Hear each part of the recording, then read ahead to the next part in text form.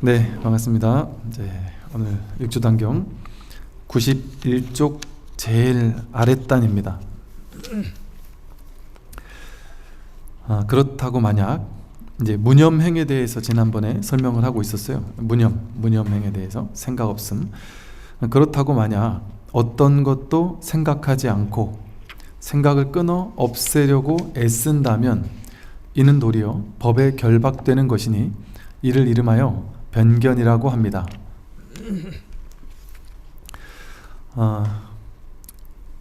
무념이라고 하니까 보통 사람들은 이제 불교는 뭐 무념법이다, 이제 무념이란 말을 많이 하잖아요. 그러니까 무념이라는 말만 보면 없을 무자에 이제 생각념자 하니까 생각이 없는 게 무념이구나, 그렇게 생각을 하죠. 많은 명상단체나 뭐 다양한 불교 명상단체도 포함해서 많은 곳들에서는 이제 생각이 분별이다, 그러니까 생각을 없애야 된다, 그게 무념이다. 그래가지고 생각을 없애는 것을 목표로 생각이 일어나면 알아차리고, 아니면 일어나면 뭐 연부를 한다든지, 일어나면 그거는 공부에 실패한 것처럼 그 생각이 일어나지도 않도록 해야 된다. 생각이 일어나지 않도록 어떤 생각을 꽉 움켜잡거나 하는 것을 이제 수행이라고, 명상이라고 이제 보통 생각하기 쉬운데 그게 아니라는 거죠. 어떤 것도 생각하지 않고 생각을 끊어 없애려고 애쓴다면 이는 도리어 법에 결박되는 것이다.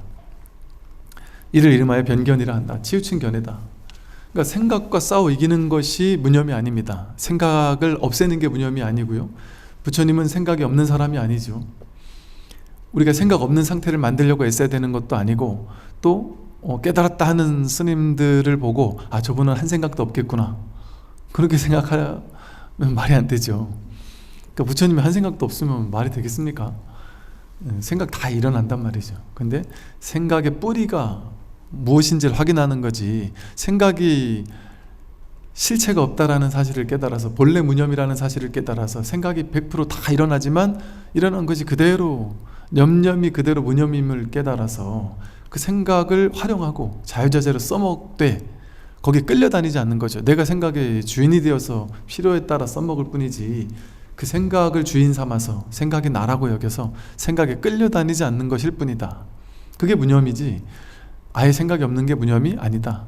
그러니까 분별하지 마라 이랬다고 해서 그럼 어떻게 삽니까 하고 따지는 분들이 가끔 계시는데, 분별하지 마라 하는 거는 진짜 분별하지 마라는 얘기가 아니죠.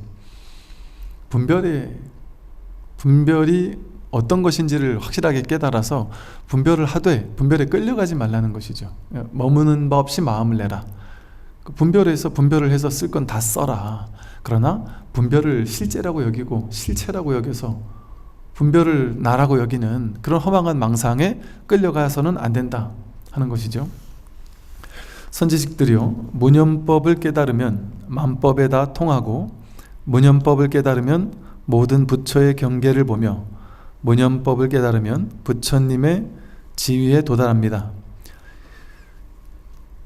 이 무념법이라는, 일어나는 모든 생각들이, 모든 분별들이 본래 일어나도 일어난 바가 없구나, 이게 인연 따라 왔다 가긴 하지만 왔다 가도 왔다 간 바가 없구나, 이게 아무런 실체가 없구나 라는 사실을 깨달으면 만법에 다 통한다. 어디도 통하지 않는 것이 없다. 그리고 이 무념법을 깨달으면 모든 부처의 경계를 보고 또 부처님의 지위에 도달한다.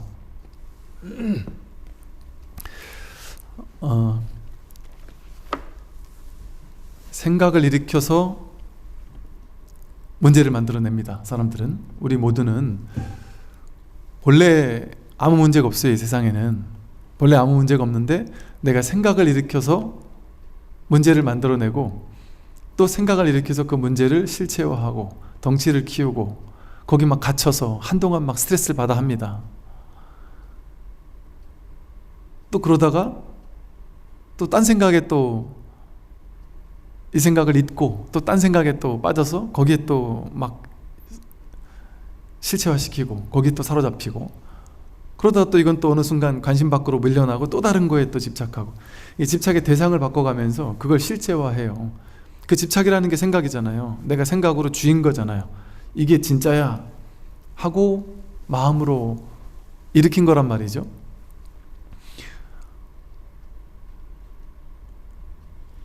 예를 들어 아니 뭐 참 모든 게 다 이렇다 보니까 뭘로 비유를 들기가 참 애매해요. 전부 다 그러고 있으니까 우리가 모든 것에 대해서 내가 중요하다고 여기는 거. 예를 들어 어떤 사람이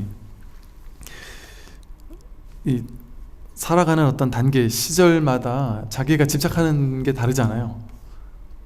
어떤 사람은 그 생각에 집착하기도 하거든요. 갑자기 어떤 사람은요 그 특정 연예인에 막 꽂혀가지고 막 쫓아다니기도 해요.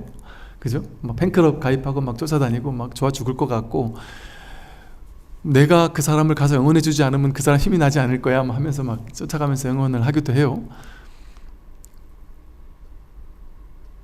그거를 과도하게 믿다 보면 이 자기 생각을 믿어가지고 내가 가지 않으면 저 사람 힘이 나지 않을 거야 이렇게 망상을 부릴 수도 있겠죠. 예를 들면 그렇게 막 그 연예인에게 꽂혀 있다가 어느 날 또 이제 그 연예인의 관심이 시들어져요. 그래서 안 쫓아다닙니다.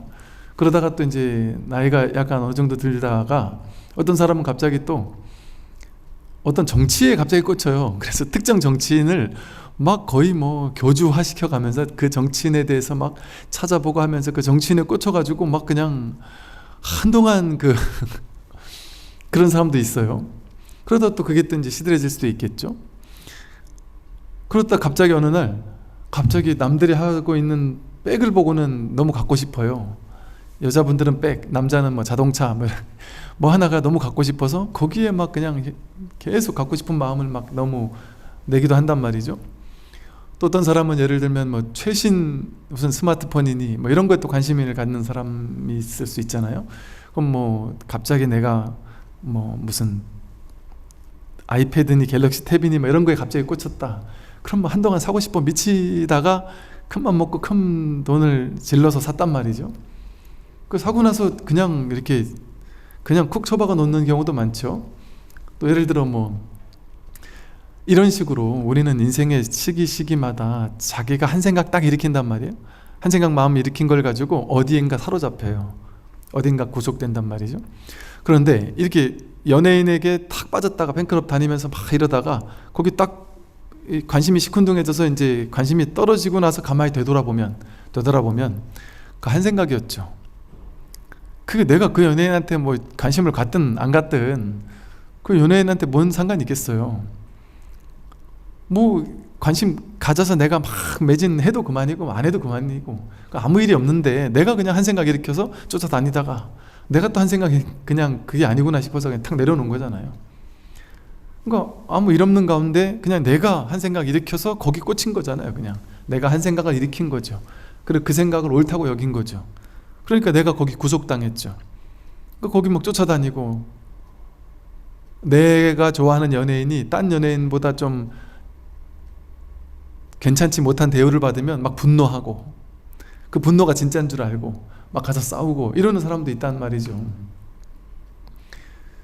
그게 실제냔 말이에요. 내 인생에서 그냥 한 생각 일어난 걸 내가 잠깐 그 시기에 그걸 믿은 것 뿐이지, 그 시기에 그것을 취했던 것일 뿐이지. 제가 옛날에 모 정치인에게 완전히 꽂혀가지고 뭐라 그러죠? 우리가 빠라를 막 엄청나게 꽂혀서 막 거기 열광을 하면서 막 그냥 그분의 말 한마디에 막 눈물을 흘리면서 감동을 하면서 막 이렇게 야, 좀 저 정도까지 해야 되나 할 정도 완전 꽂혀있던 사람이 있었어요.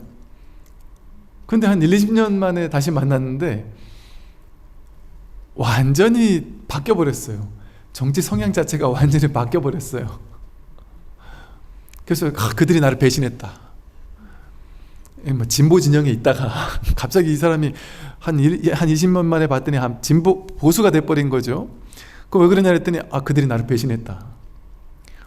그들이 뭐 네가 여기 너라는 존재를 그들은 아무도 모를 텐데 걔네가 너를 배신할 이유가 뭐가 있냐. 자기 혼자서 한 생각 일으켜서 거기 집착하고 이렇게 해야 된다 저렇게 해야 된다 생각하고 그걸 믿고 그걸 우상화하다가 그걸 또 아니다라고 여기고 자기가 한 생각 이렇게 해서 다 만들어낸 거잖아요. 근데 지금 제가 비유를 든 이 정도만 그런 게 아니라 모두가 이렇습니다. 모두가 한 생각 일으켜서 만들어낸 거예요. 내가 지금 과거의 삶을 잘 살았다 못 살았다 하는 거, 그거 다 자기가 한 생각 일으켜서 그런 과거가 있다라고 착각하는 거예요. 그거 생각을 기반하지 않고 과거가 있습니까? 생각이나 기억을, 분별을 기반하지 않고 그런 과거가 있느냐? 실제 그 과거를 여기 가져올 수 있느냐? 진짜는 생생히 살아있는, 진짜 살아있는 그 삶 자체, 그거는 지금 눈앞밖에 없지 않아요? 근데 우리는 이렇게 살아있는 지금 눈앞에 진짜 삶이 이렇게 나를 살게 만들어주고 있는데, 이 눈앞을 살지 못하고 죽어있는 과거 기억, 이미 지나가 버린 허상, 거기 빠져서 그거를 쥐고 있단 말이에요. 그 생각을. 제가 어제 이르법회 때도 얘기를 했지만 매 순간이 새롭죠. 매 순간 지금밖에 없죠. 지금 눈앞이 목전이에요. 근데 우리는 지금 눈앞을 항상 과거의 기억으로, 과거의 수많은 경험들을, 이렇게 내가 강렬했던 경험들을 이렇게 상으로 사진 찍듯이 찍어 놓은 다음에 그걸 내가 의식으로 취해서, 업식이라고 하죠. 업이라는 경험, 행동에서 만들어진 어떤 의식들, 그런 것 쌓여있는, 그게 업식이 쌓여있는 걸 이제 오치온이 쌓여있다 이렇게 표현을 하죠. 그 쌓여있는 그것을 진짜라고 여겨서 그 허망한 상을 가지고 현재를 재해석해요. 눈앞에 이렇게 살아있는 전혀 새로운, 재행무상이라고 하듯이 지금 눈앞에는 완전히 전혀 처음 보는 이 진흥원 법당이 여기 있어요. 여러분들 지난주도 오고 그 지난주도 오셨겠지만 난생 처음 오는 법당이란 말이에요. 내가 지금 만나는 아버지, 어머니, 지금 만나는 남편, 아내, 전부 다 난생 처음, 지금의 그 사람이에요. 지금의 그 사람. 완전 새롭게 살아있는 지금이잖아요. 지금. 그런데 우리는 그 사람을, 과거에 그 사람이 나한테 이런 행동했고 저런 행동했고 이 사람 어떤 사람이야 라고 사진 찍은 기억들, 이미지, 업식들, 그걸 가지고 이 사람을 재해석해서 현재를 이렇게 살아있는, 끊임없이 변해가고 있는 이 사람을, 진짜 사람을, 살아있는 사람을 보지 않고 내 머릿속에 박제화된, 사진 찍어놓은 그 고정된 이 사람으로 본단 말이죠. 그러니까 이 사람이 말 한마디를 하는데 그걸 있는 그대로 듣지 않고 과거의 기억으로 재해석해서 그 말을 받아들인단 말이죠. 이런 방식으로 날마다 매 순간 전혀 새로운 아침 해가 뜨고 있고, 봄이면 난생 처음 보는 봄꽃이 피어나고 있고, 여름도 처음 맞는 여름이 아니고, 틱냐탄 스님은 이런 것을 항상 첫사랑이다 이런 식으로 얘기를 했나? 하여간 모든 사랑은 다 첫사랑이다 이제 이런 식으로 표현을 했어요. 첫사랑밖에 없어요. 처음 하는 사랑밖에 없어요. 사랑을 해도 처음 보는 것밖에 없고, 지금 눈앞에서 지금 그것이 과거와 지금과 아무리 똑같은 것 같아도 이걸 과거의 개념을 가지고 지금을 바라보면 이거는 진짜를 보는 게 아니잖아요. 내 생각을 보는 거지. 박제된 생각을 보는 거잖아요. 그는 생생하게 지금 살아있는 이 현실과 마주하는 것이 아니고, 있는 그대로를 있는 그대로 보는 게 아니고, 지금으로서, 지금 여기로서 그것을 온전히 정견해서 보는 것이 아니라 자기 생각을 가지고, 판단 분별을 가지고 지금을 왜곡해서 보는 거죠. 그건 전부 다 왜곡된 허망한 세상인 거죠. 그게 바로 이것을 깨닫는 것이 무념입니다. 무념. 한 생각, 내가 딱 고정짓게 만들어 놓은 그 생각을 믿어가지고 그것을 필터로서 걸러가지고 현재를 왜곡해서 재해석하는 거, 자기식대로 재해석하는 거, 그러니까 모든 사람이 다 그렇게 하잖아요. 그러니까 저마다 자기 머릿속에 업식을 가지고, 필터를 가지고, 상을 가지고 재해석된 자기만의 세계를 자기 혼자 거기서 사는 거예요.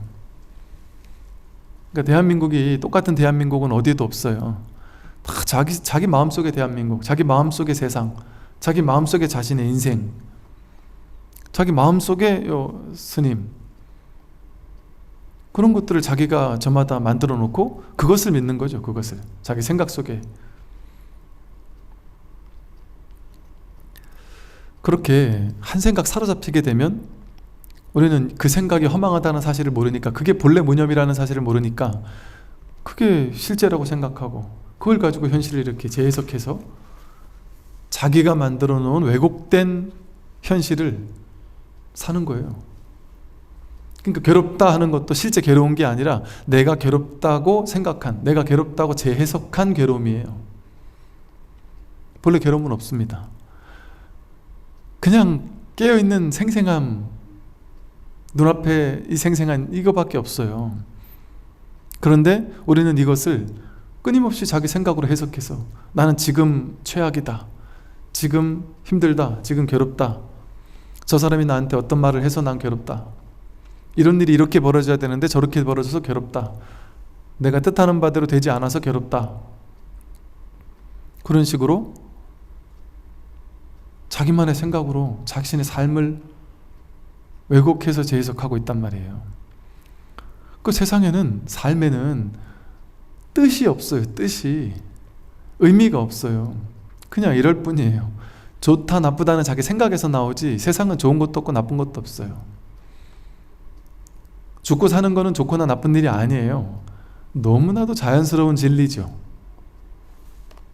이렇게 생겨난 모든 건 사라지잖아요. 이 소리도 생겨났다가 사라지듯이 생겨난 모든 것은 사라지는 게 자연스러운 거거든요. 태어난 사람은 죽는 게 자연스러운 거예요. 근데 죽는 것을 가지고 비참하다, 괴롭다, 암담하다 이렇게 생각하는 건 누구예요? 자기 생각이 이렇게 하는 것이지. 태풍이 불어서 짐승들이 죽었다, 사람들이 죽었다, 그 태풍이 죄인입니까? 죄가 있습니까? 그냥 죽을만 하니까 죽는 거예요. 살만 하니까 사는 거고, 인연 따라 생사가 벌어지는 거지 거긴 아무 의미가 없단 말이에요. 뜻이 없단 말이에요. 태어난다고 막 위대한 탄생도 아니고 죽는다고 암담한 죽음도 아니다. 그거 다 자기 생각이잖아요. 본래 생사가 없어요. 그거 다 자기 생각으로 만들어 놓은 허망한 그 자기 생각 속의 세상, 그것을 진짜라고 믿고 있으니까 그 허망한 괴로움에 사로잡혀서 내가 괴로운 중생이 돼버리는 거예요.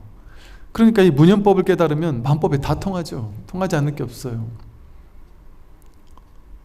마음법이 다 그냥 그 이 하나뿐이니까. 무념법을 깨달으면 모든 부처의 경계를 보죠. 무념법을 깨달으면 모든 부처의 지위에 도달한다. 선지식들이요, 후대에 나의 법을 얻은 이가 이 돈교 법문을 모든 이들과 함께 보고 함께 행하겠노라고 발언하여 수지하기를 불사 이루듯 하여 종신토록 물러서지 않는다면 결정코 성인의 지위에 들어갈 것입니다. 후대에 이제 나의 법을 얻은 이가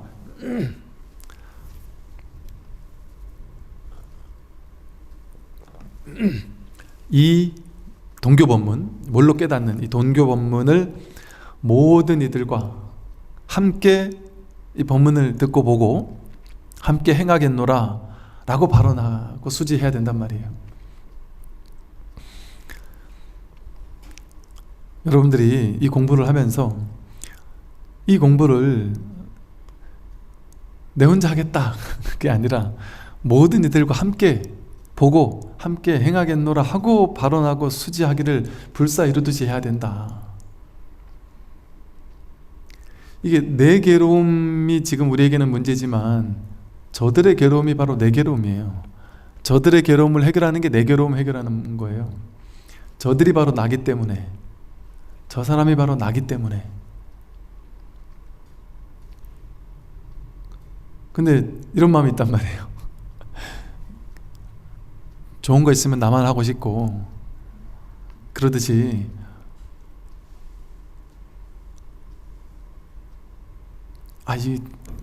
나부터 공부해야지, 나부터 깨닫고 나서 저 사람 알려줘야지, 저 사람한테 알려줬다가 나보다 먼저 깨닫는 거 아니야? 이거 내 비밀로 해야지, 이런 생각하는 사람들이 있다는 거죠. 이 스님의 말씀처럼 이 돈교법문을 모든 이들과 함께 보고 함께 행하겠노라 하고, 그게 바로 상구보리 하와증생이잖아요. 상구보리가 곧 하와증생이고 하와중생이 곧 상구보리고, 내가 상대를 깨어나게 할 때 내가 깨어나는 거예요. 그와 내가 둘이 아니기 때문에. 그래서 이렇게 발언하여 수지하기를 불사하듯이, 불사는 거룩한 부처님의 일을 얘기해요. 절 짓는 것만이 불사가 아니고, 내가 부처 되는 거, 법문 듣는 거, 이게 다 불사거든요. 마음 공부하는 것, 부처님 일을 이루는 것, 절에 보시해서 절 짓는다고 하면은 돈 내는 거, 그것도 불사죠. 그것도 훌륭한 불사인데 그것만이 불사는 아니다. 내가 이 법을 전하고, 내가 이 법을 스스로 공부해서 깨닫고, 이러는 거 하나하나가 전부 다 불사를, 부처님 일을 하는 것이다. 거룩한 부처님 일을 하는 거죠.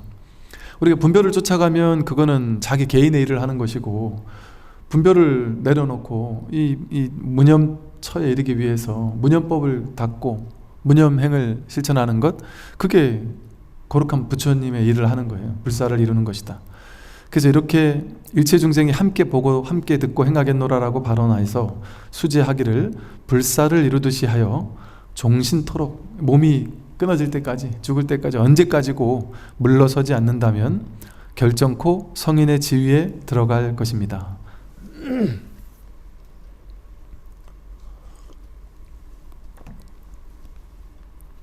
보세요. 결정코 성인의 지위에 들어갈 것입니다. 이렇게 단정적으로 말씀을 하셨잖아요.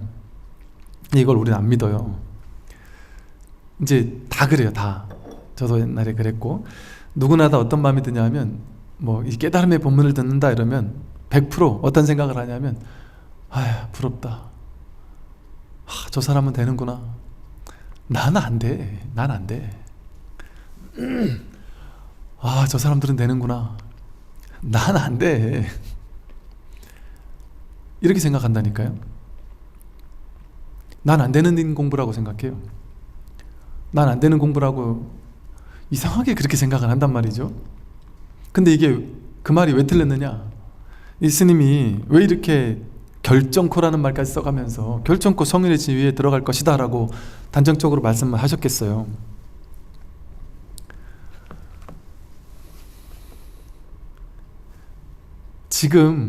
사실은 지금 깨닫지 않아도 100% 부처란 말이에요. 지금 여러분들이 깨닫지 않아도 지금 완벽하게 100% 부처란 말이에요. 이 깨닫고 나면, 야, 내가 위대한 부처가 됐구나, 내가 깨달음을 얻었구나 하고 중생들을 보면서 참 측은한 마음을 내면서, 야, 저 어리석은 중생들 아직 저렇게 괴롭게 저러고 있구나. 나는 벌써 깨달았는데, 나는 벌써 이 자리에 왔는데 저 어리석은 중생들 저러고 있구나, 이렇게 측은한 마음이 드는 게 아니고, 나는 깨달아서 나만 특별한 사람이 되고 싶었는데, 깨닫고 보니 다 똑같네. 니나 나나 다 똑같네. 완벽하게 똑같구나. 이 사실이 확실해지는 건데 어떻게 공부를 많이 한 사람이 자기 아상을 일으킬 수 있겠어요. 나는 잘났다, 나는 우월하다, 자꾸 신비주의적인 어떤 우월적인 어떤 이런 인상을 풍기려고 하거나, 뭔가 막 스승 코스프레를 하면서 사람들을 내 밑으로 뭔가 이렇게 막 군림하게 하려거나, 심지어는 그런 얘기도 들었어요. 그 단체에서는 그 종교 성전을 지을 때 하여간 이분이 돋보이게 하기 위해서 이렇게 막 인테리어도 그렇게 만들고, 하여간 여기서부터 압도를 시켜야 된다. 그게 법이겠어요? 진짜 스님들이, 깨달았다는 스님들이 아무도 안 오는 시골 이름 없는 절에서 할머니 신도님들 몇 분 오시면 아이고 부사님 오셨어요 하고, 그냥 동네 할아버지처럼 법을 묻는 사람에게 법을 알려주지만, 법을 묻지도 않는다면 굳이 법이랄 것도 따로 없이 그냥 삶을 살아가는 그 평범한, 그게 진짜 도인이겠어요. 그렇게 깨닫고 나면 뭔가 막 위대해지고, 내가 막 남들과 다르구나, 저 중생들 다 내 밑에 와서 군림해야 돼, 이런 생각을 할 수가 없단 말이에요. 야, 지금 완벽하게 전부 다 부처구나. 그게 명백하게 낱낱이 보이니까 지금 부처를 써서 이러고 있고, 부처를 써서 이렇게 듣고 있고, 부처를 써서 이렇게 걸어 들어와서 다 자리에 앉았단 말이에요. 자기가 부처가 아니면 제가 하는 말을 들을 수도 없어요. 숨을 쉴 수도 없고, 이렇게 살아있을 수도 없고, 매 순간이 낱낱이 법이 아니면, 부처가 아니면 할 수가 없어요. 그러니까 자기가 100% 부처니까 자기가 되는 게 뭐가 어렵겠어요. 자기가 진짜 자기를 모르고 까먹고 나는 중생이야 하면서 분별을 주인 삼아서 없는 일을 막 꾸며내서 만들어가지고, 분별하는 건 유의조작이잖아요. 없는 일을 실제 있다라고 착각하는 거거든요. 유의조작해서 분별해서, 이런 아까 그 연예인 쫓아다니듯이 이 연예인 저 사람이 엄청난 사람인 것 같아 하면서 막 쫓아다니면서 이걸 실체화시키는 그런 일을 만들어서 쫓아다니는 게 힘들어요. 본래 그런 일이 없는 것을, 그러니까 유의조작 분별하는 것 자체가 힘든 일이에요. 중생으로 사는 것 자체가 힘든 일이에요. 뭔가 하는 일이니까. 근데 우리는 태어나서 지금까지 계속 하고만 살았단 말이에요. 뭔가 하지 않으면 안 될 것 같고, 시대 뒤떨어질 것 같고, 해야지 된다라고 생각했단 말이에요. 그러니까 그 습 때문에 그 습을 떼기가 힘든 거지. 본래 부처라는 거는 어쩔 수가 없다. 우리 뭔가 열심히 해야지만 살아가는 게 아니에요. 내가 열심히 해야지 돈을 더 많이 벌고, 뭐 그렇다고도 할 수 없고 그렇지 않다고도 할 수 없어요. 거기에만 달려있는 문제가 아니다. 아니, 성경에 그런 얘기 있잖아요. 저 날아가는 새는 따로 내가 뭘 하지도 않는데 하나님이 알아서 다 먹이고 키우고 다 한다. 하물며 사람은 어떻겠어요? 저절로 되게 돼 있어요. 저절로 되게 돼 있습니다. 우리 그냥 본성이에요. 저절로 되게 돼 있어요. 제가 돈 정말 최저 조금의 돈만 가지고 20대 때 미국에 가서 이렇게 몇 달을 다닌 적이 있었는데, 돈이 너무 없잖아요. 말도 잘 안 통하고 아는 사람도 아무도 없고, 그런데도 내가 배가 고프니까 어떻게든 먹게 돼 있어요. 내가 뭔가 문제가 생기면 그 문제를 해결하게 돼 있어요. 신기하게. 그리고 신기하게 그때그때 해결될 만한 사람들이 와서 도와주고, 뭔 짓이라도 하더라니까요.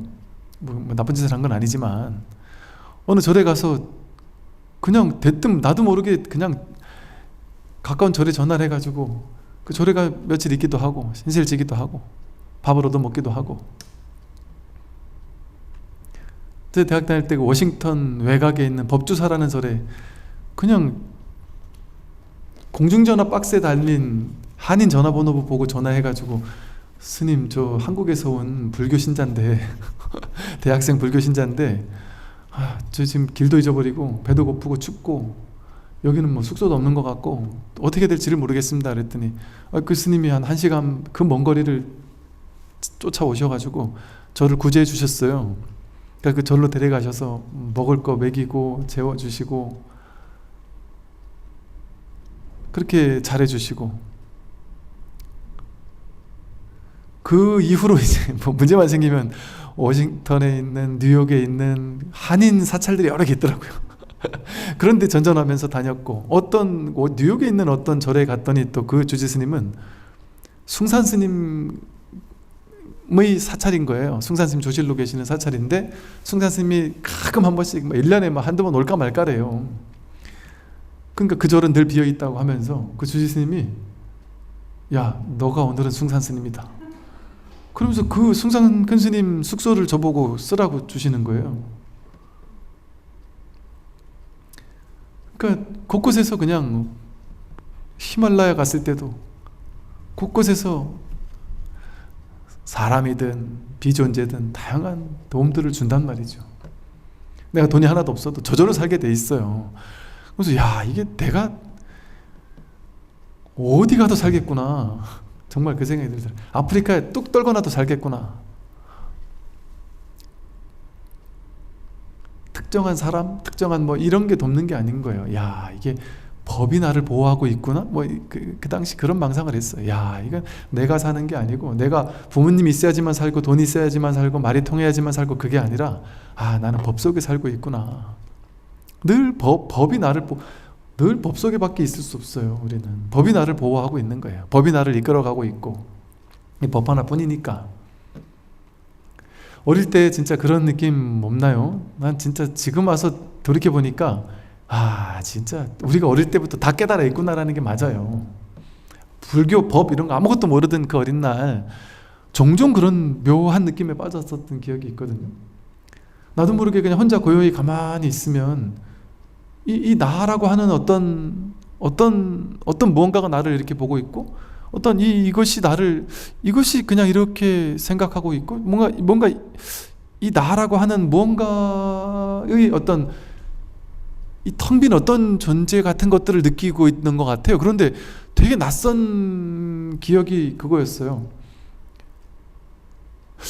이 나라는 이거 하나뿐인데 이게 어떻게 다를 수가 있지? 내가 지금 느끼고 있는 이 나라는 이것과 남들도 다 자기가 있을 거 아니야. 나가 있을 거 아니야.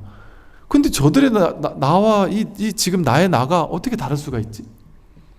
다를 수가 없을 거라는 어떤 그 막막한 어떤 느낌 같은? 그러면 이거 하나밖에 없는데? 이렇게 정교하게 생각한 건 아니지만 뭔지 모르게 이렇게 낯선? 이 하나뿐이겠구나 하는, 이거는 다를 수가 없겠구나. 근데 그때는 모르니까 나한테 지금 이것이 있는 것처럼 남들에게도 이게 각자 자기한테 따로 있나? 이 생각, 이런 느낌 비슷한? 이게 지금 제가 이렇게 말로 하니까 여러분들이 저게 뭐지? 난 저런 거 없었는데 이럴지 모르겠지만, 이게 나중에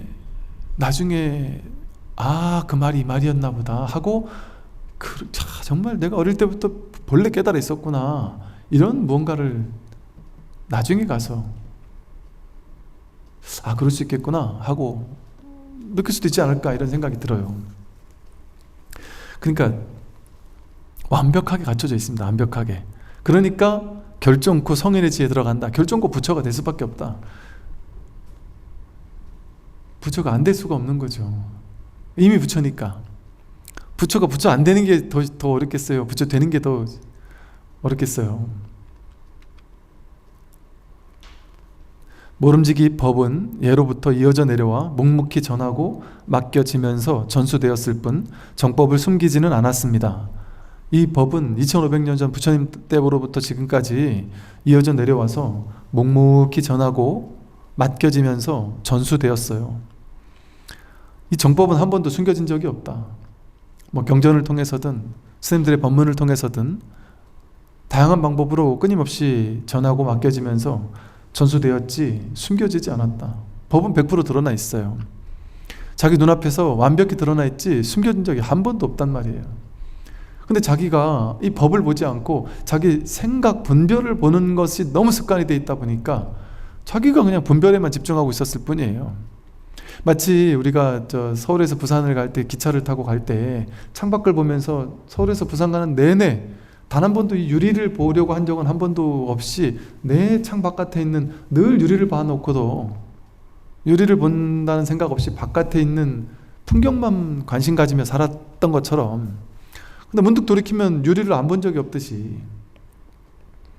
이렇게 바깥을 본다라는 건 곧 유리를 본다는 것과 다르지 않아요. 내가 말한다라는 것, 생각하고 행동하고 움직이고 작용하는 모든 것들이 전부 다 그건 먼저 첫 번째 자리에 먼저 유리를 통과해야 다른 걸 보듯이, 이 첫 번째 자리를 통과하지 않고선 두 번째 자리 떨어질 수가 없어요. 그러니까 두 번째 자리 떨어진 생각, 망상, 분별, 괴로움에 떨어지는 것은 곧 내가 부처라는 걸 100% 증명해 주고 있는 거예요. 내가 생각이 일어났다, 그건 부처라는 소식을 얘기해 주는 거예요. 괴로워하고 있다, 그건 내가 부처라는 걸 명백하게 증거해 주고 있는 거란 말이에요.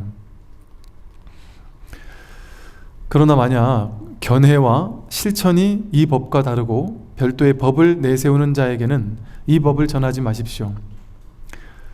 그러니까 견해가 다른 삿된 견해를 가지고 있단 말이에요. 이 견해, 이 법에 대한 안목, 견해, 불이법이라는 이 견해를 가지고 있지 않고 또 실천도 이 법과 다른, 그래서 별도의 법을 내세우는 자가 있다면, 그러니까 사이비 외도들은 보통 자기가 내세우는 게 있어요.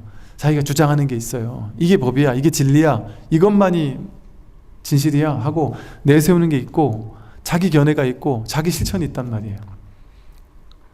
자기 견해가 있고 실천이 있으면 그거는 별도의 다른 법을 내세우는 자란 말이에요. 그들에게는 이 법을 전하지 마십시오. 이 법을 전할 수 없어요. 그러니까 불교는 견해가 없다래잖아요. 어떤 게 정견이냐? 견해 없는 견해가 진짜 견해고, 많은 분들이 와서 어떻게 실천해야 됩니까? 어떤 방법이 있습니까? 방법 없다, 실천 없다. 이거는 견해도 없고 실천도 없단 말이에요. 방법도 없단 말이에요. 길도 없고. 근데 자기마다 딱 내세우는 한 가지 법이 있으면 기준이 생기는 거잖아요. 틀이 생기는 거잖아요. 이게 진리야 진리 아닌 거의 기준. 그럼 자기 기준대로 재단한단 말이에요. 그러면 그 사람이 이 법을 들으면 욕하죠. 왜? 자기 기준과 안 맞으니까. 오히려 이 법을 보고 사이비 외도라고 할 수도 있겠죠. 자기 딱 정해진 그 틀, 기준, 거기에 안 맞는다고 여기면 그건 다 틀렸다고 생각하니까. 그러니까 이 허망하게 법에 대한 상, 깨달음에 대한 상, 공부는 이런 거야, 불교는 이런 거야 라는 딱 기준, 상이 있는 사람은 그런 사람한테 이 공부를 얘기할 수 없어요. 가만히 돌이켜보건데 저도 이걸 나도 모르게 알고 있었던 것 같아요. 얘기 안 해요. 제가 군승으로 있으면서 얼마나 많은 동료 스님들이 계셨겠어요. 도반 스님들이 계셨겠어요. 그분들한테 법에 대한 얘기 안 해요. 내가 처음에 못 모르고 한 명한테 얘기했다가 아니나 다를까 당신의 생각을 가지고 이게 자꾸 이렇게 논리 뭐 이런 걸 가지고 반박을 하고 이러는 걸 보고서는 아, 이거 섣불리 꺼낼 얘기가 아니구나. 그다음부터 얘기를 그 누구에게도 얘기하지 않았어요. 한두 명 정도만 제가 한 2명 얘기했던 것 같아요. 왜? 그 한두 명은 얘기해도 되겠다 하는 사람, 그런 사람한테만 얘기했지 얘기할 수가 없더라고요. 자기 공부가 있고 자기 견해가 있고 자기 공부가 딱 세워져 있는 사람에게는 이 얘기를 못해요. 욕먹어요. 그러니까 이게 스님들과는 오히려 더 대화가 안 될 수도 있단 말이죠. 다 그렇진 않지만 또 순수한 스님들도 계시죠. 내가 내세울 게 없다. 그러니까 하심하라고 하는 거예요. 스님들한테, 마음 공부하는 사람들한테는, 불교 공부하는 사람들한테는 하심이 가장 큰 덕목인 이유가 마음을 비워라, 나를 낮춰라, 나를 내세우지 마라. 내 거, 내 생각, 내 견해, 내가 아는 공부, 이걸 내세우지 말란 말이에요. 하심하라는 건 마음을 비우고 열고 있으라는 거거든요. 그래야 그 사람에게는 진리가 보이지.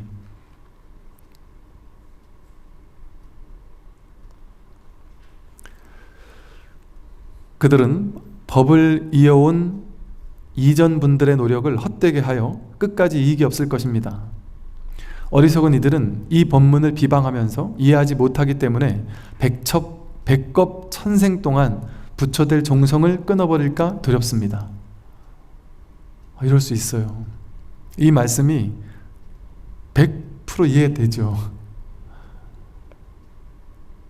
당연히 이 선을 욕하는 사람들 많이 있어요. 공개적으로 욕하는 사람도 있고, 법문 듣는 게 수행이라고 말도 안 되는 소리 하지 말라고 욕하는 사람들도 있고, 선이라는 것에 대해서 아예 그냥 막 욕하는 사람도 있고.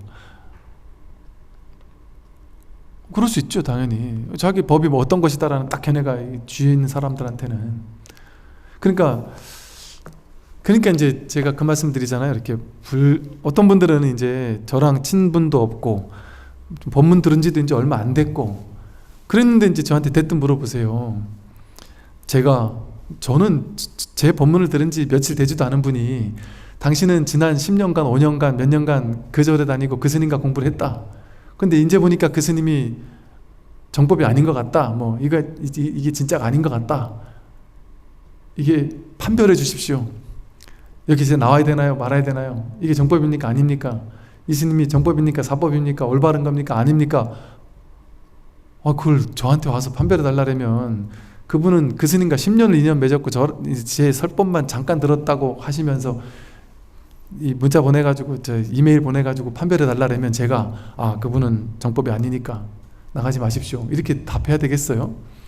그게 옳은 말이겠어요? 네, 그게 정법사법이 어디 있겠습니까? 방편이 필요한 사람에게는 방편을 설하는 것이고 또 그 방편에서 노연하는 사람에게는 또 그 다음에 어떤 또 진실을 설하는 것이고 그거는 어떻게 되는 거예요? 스승 입장에서 이 사람은 정법이고 이 사람 사법이다 이렇게 얘기할 수 없다니까요. 그렇게 말해봐야 그건 자기 생각이잖아요. 우리 듣는 사람 입장에서 그죠? 내가 저 사람을 믿지 않는데 저 사람이 이건 정법이고 이건 사법이다 라고 얘기해도 여러분 믿을 거예요? 안 믿는다니까요. 내가 그 사람에게 완전한 신뢰가 있고 내가 마음속으로나마라도 스승이라고 모실 마음에 어떤 믿음이 있고 그랬을 때라면 뭔 말이라도 믿겠지만 그게 아닌 입장에서라면 그거는 그냥 분별이라서 그거는 자기 안목으로 자기 스스로 선택하는 거예요. 어떤 스승을 선택할 건지는 자기가 안목을 갖춰서 자기 스스로 선택하는 거지 그거를 뭐 누구한테 대신해 달라 할 수 없어요. 물론 이제 오랜 친분이 있고 인연이 있고 그런 사람 같으면 설명해 줄 수 있겠죠. 그러나 그것도 다는 아니에요. 저랑 인연이 깊고 제가 충분히 어느 정도는 이게 믿는다고 생각했던 사람 중에도 이렇게 공부를 하다가 갑자기 사이비 외도에 빠져가지고 거기 사로잡히는 사람이 있더라니까요. 제가 못 빠지게 하려고 막 붙잡고 얘기를 해도 안 되는 분들도 있더라니까요. 그럼 제가 못 빠지게 하려고 너무 과도하게 하면 이게 오히려 그 사람에게 저에게 대한 반감이 있을 수도 있잖아요. 그건 어쩔 수 없어요. 그런 경우에는 내가 할 수 있는 만큼의 얘기는 해주되 그래도 안 된다 하면은 그럼 그 사람이 안목인 거예요. 어쩔 수 없는 거예요. 기다려주는 수밖에 더 있겠어요?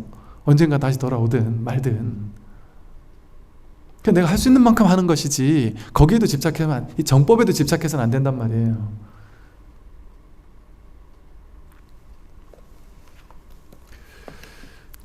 당연히 뭐 스님들은 그런 거 없어요. 그러니까 내가 하는 법문만 옳다? 그렇게 생각하는 스님들 계실까요? 그럴 수 없어요. 어떻게 내가 하는 법문만 옳아요? 제가 이게 뭐 줏대가 없어가지고 이럴 수도 있고 저럴 수도 있습니다 이렇게 얘기하는 게 아니에요. 저도 한때는 그냥 이것만이 최고다. 다른 건 잘못됐다. 그냥 왕창 잘못됐다. 이렇게까지 심하게 얘기한 적도 있었는데 스스로 공부를 해보다 보니까 그 또한 허물이구나. 그 또한 허물이구나.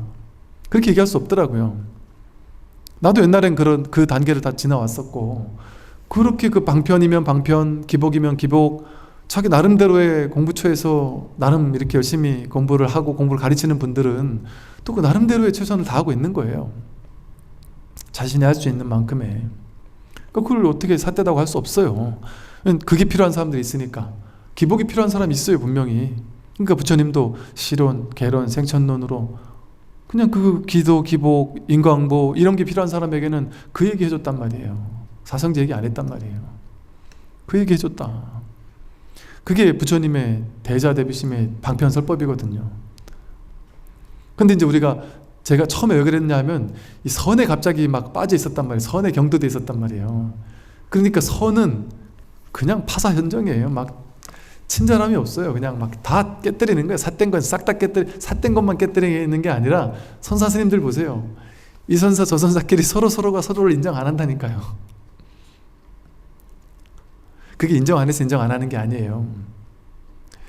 이 두 스님이 그 중국 당시에 이 두 스님이 가장 걸출했던 두 스님이에요. 서로 아주 적처럼 아주 깨달음도 원만했지만 그 제자들 사이에서 아주 서로를 비판하기도 하고 그랬단 말이에요. 그래서 서로 비판하기도 했단 말이에요. 서로 인정을 안 하기도 했단 말이에요. 그러나 내가 이 제자가 내 밑에서 도저히 못 깨닫는다 하면 너는 저 스님한테 가라. 보내기도 했단 말이에요. 서로가 서로에게 보내기도 했단 말이에요. 이게 진짜 인정 안 하는 게 인정 안 하는 게 아니에요. 선이라는 거의 정신이 모든 걸 다 깨뜨리는 거예요. 하나도 남기지 않게 깨뜨리는 거란 말이에요. 그러니까 깨는 거지. 그게 인정 안 하는 게 인정 안 하는 게 아닌 거예요, 사실은. 그러니까 이제 선은 그렇게 어떤 강력한 면모가 있어요. 어떤 그 아주 딱 근기 있는 사람들을 딱 끌고 가는 이런 모습이 있단 말이에요. 그러니까 그럴 수도 있단 말이죠. 그러는 스님들도 이해된단 말이에요. 그걸 무조건 잘못됐다라고 얘기할 수 없어요. 근데 이제 그때 저도 이제 그렇게 한참 공부할 때 그랬었고, 또 이제 한 발 떨어져서 또 보니까 이제 선이라는 것도 이제 없어요. 어찌 보면. 그러고 나니 선도 하나의 방편이에요. 그러니까 참 부처님이라는 그 위대한 스승, 선 이전에, 그 조사 이전에 그 부처님이라는 그 위대한 스승의 그 방편설법에 무한한 자비심이 눈에 들어오는 거죠. 그런 이 선을, 부처님 방식으로 이 선을, 뭐랄까, 참 그게 쉽지 않지만, 왜냐하면 선이라는 그 특징이 있어서. 그래서 어쨌든 이 삿된 공부를 하는 사람에게는 그냥 얘기 안 하면 돼요. 저 사람 이것도 이해 못하고 참 바보같이 뭐 이렇게 할 것도 없고, 나만 맞다고 막 주장할 필요 없어요.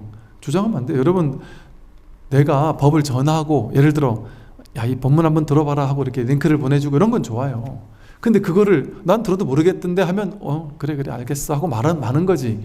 야, 너 왜 그것도 모르고 말이야, 막 짜증내고 화내고, 너가 근기가 낮아서 그래, 뭐 아니면 뭐 네가 네 법상이 있어서 그래 하고 싸울 필요 없단 말이에요. 그냥 일단 아직 시절 인연이 안 됐구나 하고 그냥 놔두면 되지. 그래서 어리석은 이들은 이 법문을 비방하면서, 이 법문을 비방하는 사람이 있다니까요. 비방하는 사람이 있다니까요. 이해하지 못하기 때문에 백겁 천생 동안 부처될 종성을 끊어버릴까 두렵습니다. 그러니까 앞에서 이거 싸우고 이럴 필요 없어요. 이 공부는 아무리 진리라도 그 진리를 과도하게 집착하면 그건 틀려버린 거예요. 그러니까 이게 진짜 진리라고 해서 그걸 가르치기 위해서 막 그 관심도 없는 사람 막 끄잡아내가지고 시키겠어요? 안 그런다니까요. 공부하러 올 사람은 막지 않지만 가는 사람 붙잡지 않아요. 자유롭게 가게 냅둬요. 올 사람과 열심히 공부하는 거지, 억지로 막 끌어당겨 오게 하지도 않는단 말이죠. 선지식들이요, 나에게 하나의 무상송이 있으니 각자 모름지기 외우고 지내십시오.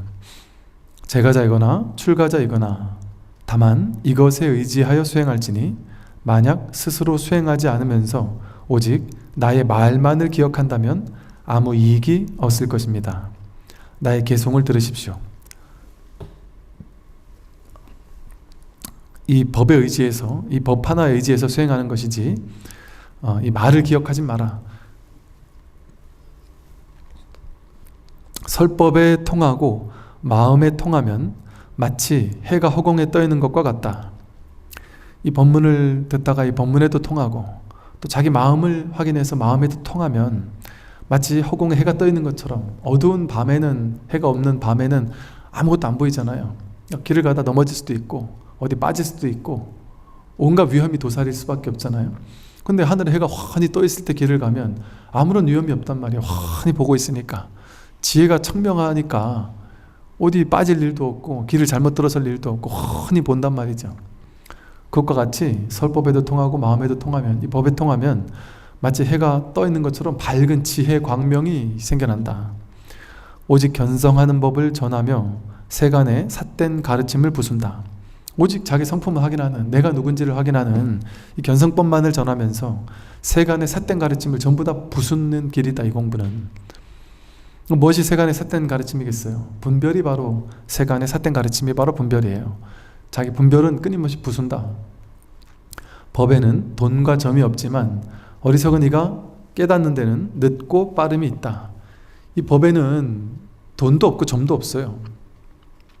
그런데 사람에게는 어리석은 이가 있고 또 깨닫는 데는 또 늦고 빠른 것이 있을 수 있다. 그러다 보니까 방편으로 돈오니 점수니 돈이니 점이니 하는, 뭘로 깨닫는 거냐, 아니면 점차적으로 깨닫는 거냐, 또는 깨달음 이후에 몰록 닦아 마치는 거냐, 아니면 점차적으로 닦아가는 것이냐 라는 분별이, 사람들에게는 그런 분별이 있다.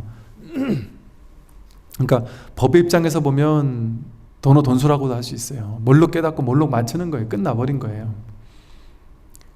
그런데 이 현상에서는, 이 중생들의 현상세계 입장에서 방편으로 봤을 때는 돈오 점수란 말이죠. 점수, 점차적으로 닦아서 익힌다. 왜? 오랫동안 익혀왔던 업의 습을 한 방에 떼는 것은 뭐 쉽지 않은 일이다. 쉽지 않은 일이 아니라 그랬다는 사람 들어본 적이 없다.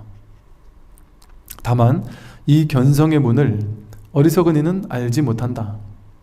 이 견성하는 문을 어리석은 이는 알지 못하죠. 듣도 보도 못했다고 하고, 뭐 심지어 뭐 초기 불교를 하는 사람도 견성이 뭔데? 그러니까 견성을 어떤 니미따를 하나 체험하는 걸 견성이라고 생각하더라고요. 초기 불교 분들은.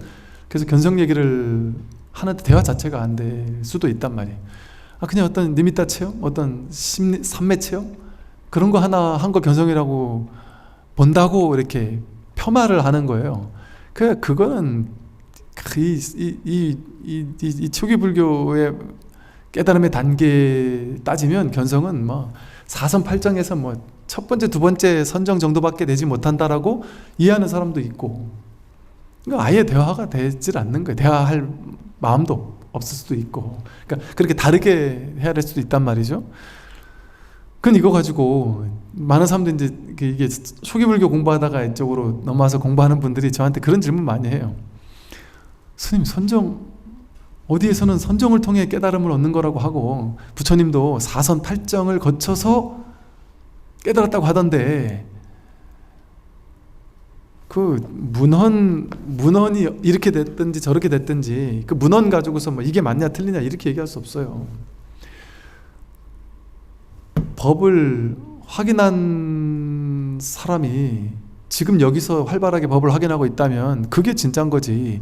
문헌이라는 거는 아무리 문헌이 석가모니 부처님의 니까야 아함경이라고 해도 그게 200년을 일단 말로 입에서 입으로 전해지다가 이부파 저부파에서 각자 입에서 입으로 전해지다가 200년이 지난 뒤에 문자화 됐단 말이에요. 그리고 문자화 되면서 왜곡 오류된 것들이 많이 있어요. 당연히 많이 있어요. 뭐 예를 들어 뭐 전생의 이야기니 뭐 이런 전생담 같은 것 중에 상당한 부분은 인도 브라만교에서부터 옛날부터 있었던 고사 이야기들, 그런 것들이 부처님의 어떤 이야기인 것처럼 이렇게 둔갑을 해가지고 나타난 것들도 거기다 막 편입시켜버린 것들도 은근히 있고, 그런 식으로 이렇게 막 짬뽕이 되는 것들이 있을 수 있어요. 그러니 그 문헌 이런 것 가지고 뭐 고지고대로 그것만이 절대 진실이다 뭐 이렇게 얘기하기는 쉽지 않죠. 그 어디죠? 이집트인가 어디에 있는 그 고문헌, 거기에 이제 우리 저 성경에서 나오는 뭐 동물들을 한 쌍씩 데리고서 뭐 방주를 타고 가고 어쩌고 하는 그 얘기들이 성경 읽기 이전에 그 고문헌에서부터 이미 있었다고 그러죠. 그러면 혼란스럽잖아. 이것만이 절대 진실인데 그게 여기서 차용해 온 거야? 이러면 이제 또 혼란스러워진단 말이죠. 그러니까 그 말, 언어, 개념. 그런데 그 성경이든 불경이든 그 경전 자체에 절대 진실, 절대 뭐가 있다라고 이렇게 생각할 수는 없단 말이에요. 그게 왜곡 오류의 가능성이 분명히 있을 수 있단 말이죠. 그래서 그러니까 그런 부분도 마찬가지예요. 이게 뭐가 맞습니까? 이렇게 물어보는 거는 좋은 질문이 되지 못해요. 왜? 저쪽에서는 그게 맞다고 하고 이쪽에서는 그게 아니라고 하니까. 선에서는 사선팔장을 되게 중요하게 여겨요. 그래서 선정 체험을 한 사람과 안 한 사람이 되게 중요하게 여겨요. 그 공부된 사람이냐 안 된 사람이냐도 선정을 얼마만큼 어느 정도 선정까지 닦았느냐가 되게 중요한 중차대한 요소예요. 근데 그분들이 보기엔 이 견성이라는 건 이건 아무것도 아닌 걸 수도 있단 말이에요. 저는 또 그런 걸 실제로 많이 봤고 스님들끼리도 피 튀겨요. 이 공부에 대한 게 좋은 모습이죠. 선을 공부하신 분들과 저 초기 불교를 공부해서 초기 불교에서 상당한 수준에 가신 분들과 선에서 또 상당한 수준에 가신 분들이 정말 피 튀기는 게 정말 싸운다기보다는 그 법에 대한 논쟁, 다 훌륭하신 분들이신데 그런 모습들을 저는 적나라하게 너무나 봤다 보니까 이거 가지고 이렇게 대화 안 되는 사람이 그냥 대화를 안 해야 돼요. 대화를 그냥 안 하고 있어야 돼요. 그런데 스님들끼리 그럴진데, 그것도 공부 많이 했다는 스님들끼리 그럴진데 제가자들 사이에서 어느 게 더 옳은지를 판단 내릴 수 있겠어요?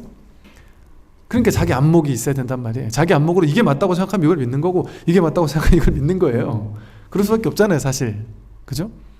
그러니까 자기 안목으로 그러니까 부처님 말씀이 깔라마경에서 유력한 스님이 한 얘기라고 해서 무조건 믿지 마라. 경전에 나오는 말이라고 해서 무조건 믿지 마라. 전통이라고 해서 무조건 믿지 마라. 뭐 과학 논문으로 증명된 거라 해서 무조건 믿지 마라. 예를 들면 너가 직접 공부해봐서 직접 체험해보고 직접 깨달아서 그게 맞으면 그것을 믿어라. 그 부처님 말씀이거든요. 그러니 그게 스님 이게 맞아요 저게 맞아요를 그거를 내가 믿음을 가지고 스님 정말 그렇군요 이렇게 그냥 믿고 들어가는 게 공부예요. 그래서 종교인 거예요. 이게 종교. 그래서 내가 이걸 믿을까 말까를 아직 내가 판별이 안 됐을 때는 그런 고민이 있을 수 있겠지만 그건 자기가 하는 판별이고 이제 내가 이게 법이다라는 확신이 들었을 때는 그때부터는 내가 종교에 들어가야 되는 거예요. 쉽게 말해 종교의 영역, 즉 이 스승에 대한 믿음, 법에 대한 믿음, 공부에 대한 믿음, 이 공부에 대한 믿음, 선이면 선, 뭐 이빠사면 이빠사나 그 공부에 대한 굳은 믿음을 가지고 그분이 뭐라고 해도 그냥 믿고 들어가는 거예요. 그게 자꾸 흔들릴 것 같으면 저쪽으로 가면 돼요. 저게 맞는 것 같으면 그쪽으로 가면 된단 말이에요. 안 그렇습니까? 왜냐하면 안 그러면 여긴 여기만 맞다릴 것이고 여긴 여기만 맞다리고 경전이나 어록에 보면 여기서는 선정을 막 심하게 욕한단 말이에요. 선에서는 선정을 하고 앉아있는 걸 막 욕한단 말이에요. 저렇게까지 욕하나 싶을 정도로. 근데 이쪽에서는 선을 하는 사람들 욕한단 말이에요. 대승불교 다 가짜다 이렇게 하기도 한단 말이에요. 그럼 그걸 어떻게 뭐가 맞는지를 얘기해줘도 그는 부처님이 말씀하셨듯이 그냥 침묵할 수밖에 없어요. 그냥 침묵할 수밖에 없어요. 그러니까 자신의 안목으로 자신이 믿었으면 그냥 그거를 내가 가슴 믿고 공부를 들어가는 거지. 이게 의심이 된다면 그건 아직 공부할 자세가 안 된 거예요. 어찌 보면. 그러나 내가 맹목적으로 믿으라는 얘기는 아니에요. 내가 확실하게 믿을 수 있다 할 때 맹목적 믿음이 이제 그때부터 믿음이 들어가야 된다는 거지. 근데 이게 진짜 정법인지 사법인지도 모르겠다 할 때는 맹목적으로 믿으면 안 되죠. 확실하게 분별해야죠. 택법각지, 법을 택하는 지혜가 있어야죠. 안목이 있어야죠. 그래서 이분이 진짜 훌륭한 스승인가 아닌가를 택할 수 있는 그 안목을 먼저 갖춰야죠. 그래야만 우리가 사이비 외도에 빠지지 않을 수 있단 말이에요.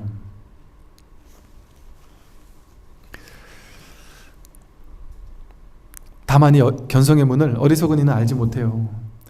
말을 하면 수만 가지로 벌어지지만 이치에 개합하면 하나로 돌아간다. 말을 하면 얼마나 많은 말들이 있겠어요. 온갖 다양한 설법이 있고 온갖 말을 할 수 있고 저도 보니까 강의 유튜브에 올린 것만 600강의가 있다는데 얼마나 많은 말을 떠들어 듣겠어요. 근데 그게 다 하나란 말이에요. 하나.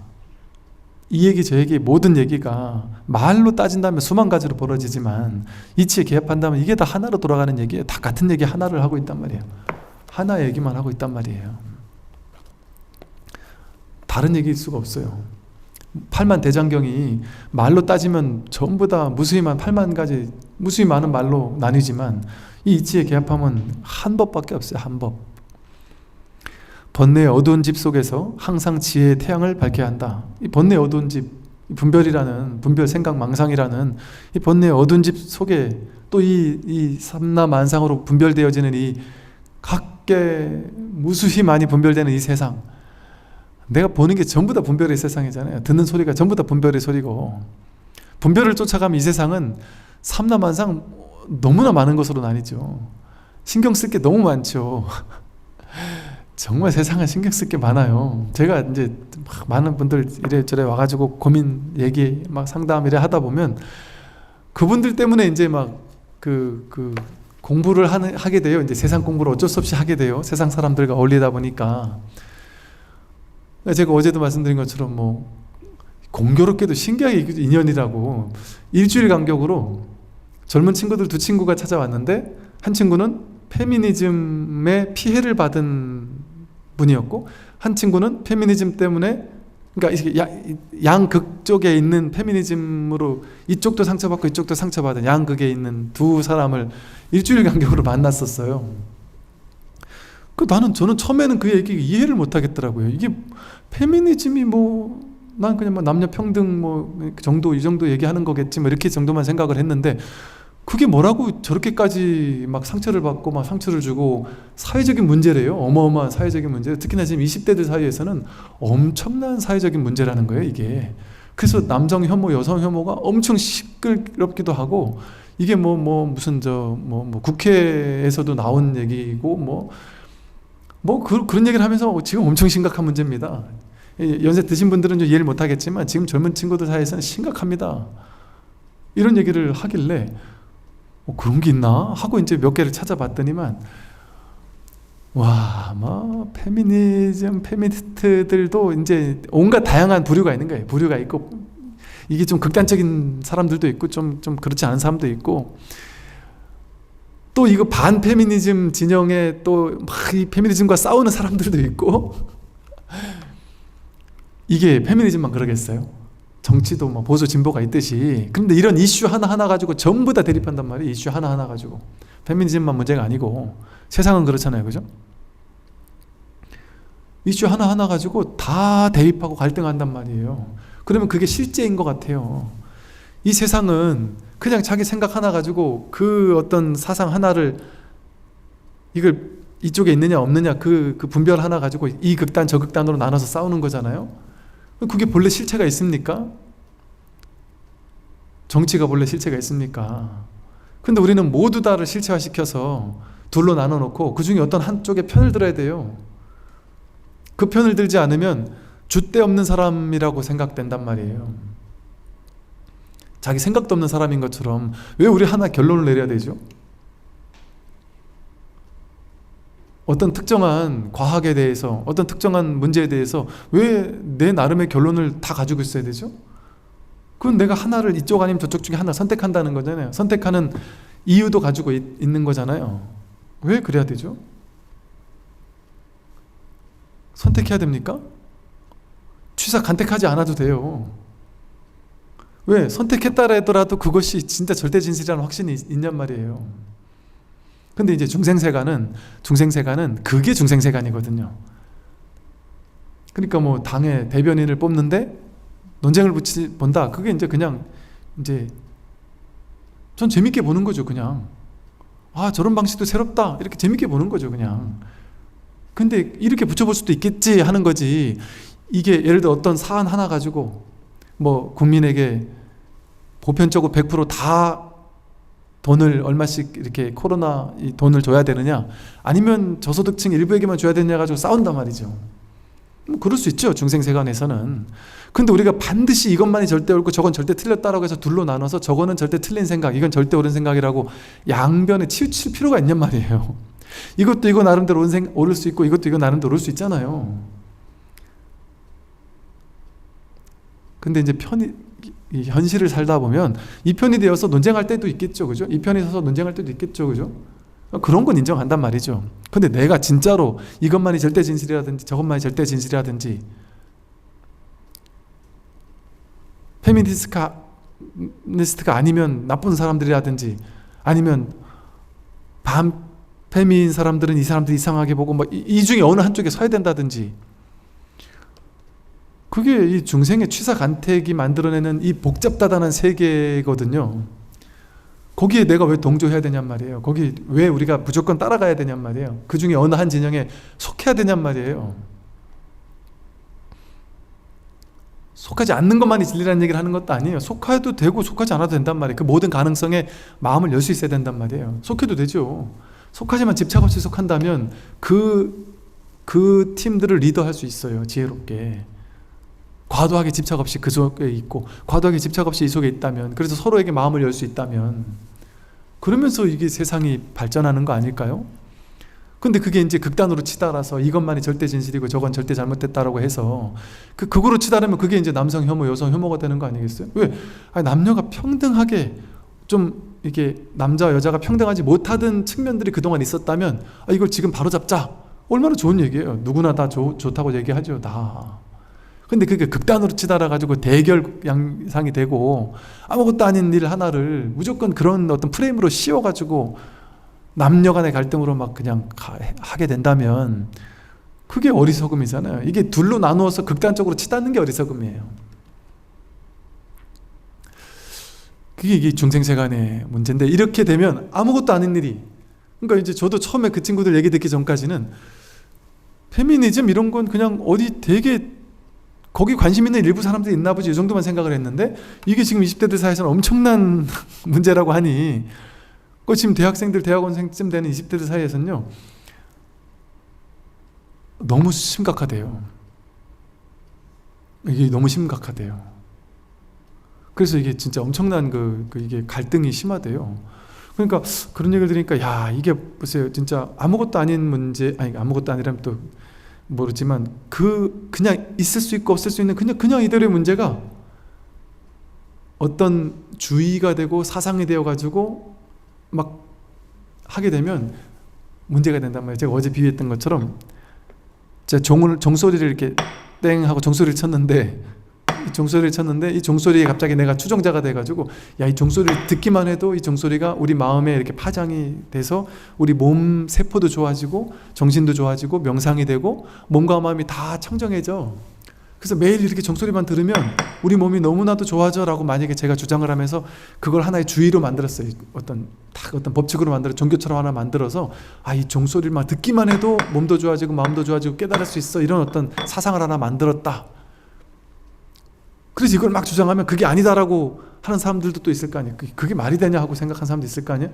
이걸 강력하게 주장하게 되면 이 파가 생기고 이거 반대파가 생긴단 말이에요. 난 그 소리 듣기 싫다라고 생각하는 파가 또 생긴단 말이에요. 그럼 이 종소리라는 아무것도 아닌 게 실제화된다니까요. 그래서 둘로 패가 나는, 싸우게 된다니까요. 아무것도 아닌 거 가지고.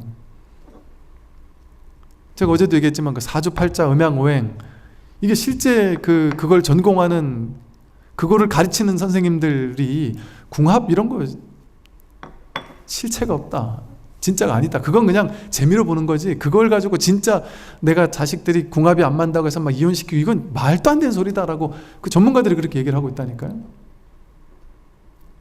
태어난 시 날짜 가지고 그 사람이 이 궁합이 이럴 것이다 저럴 것이다 라고 말하는 것도 허구라는 거예요. 허구라고 그렇게 얘기를 한단 말이에요. 근데 그게 실제 뭔가가 있을 거야, 그건 맞는 뭔가가 있어 라고 믿는 사람이 있고 안 믿는 사람이 있잖아요. 지금 그걸 믿는 사람과 안 믿는 사람이 둘로 나뉘고 있잖아요. 지금 그런 것처럼 이 세상은 아무 뜻도 없고 의미도 없어요. 그냥 있는 이대로예요. 근데 거기에 무언가 하나를 쥐어서 이걸 옳다라고 주장하는 사람이 생기면 그 반대파도 생겨요. 그럼 그게 이제 돈이 되는 일이 생긴단 말이에요. 거기 투신하는 사람이 생기고 그게 돈으로도 연결되고, 그러면 이게 이제 하나의 산업이 되고 뭐 무슨 걸 일이 돼버리고, 그럼 여기에다 견고한 사상이 막 논문도 나오고 하면서 사상이 정립이 되고, 그러면 이게 실체화가 된단 말이에요. 학문이 돼버리고 밥벌이가 되고, 이게 이제 문화가 되고 전통이 돼요. 그러면 지금 와서 이제 공부하는 사람들에게는 실제 그게 있다고 느껴지는 거예요. 그래서 본래 이 세상은 그냥 있는 이대로일 뿐 뜻도 없고 의미도 없다, 분별할 게 없다라고 얘기하면 이 말이 되게 낯선 거예요. 조스님 이상한 얘기 하는구나.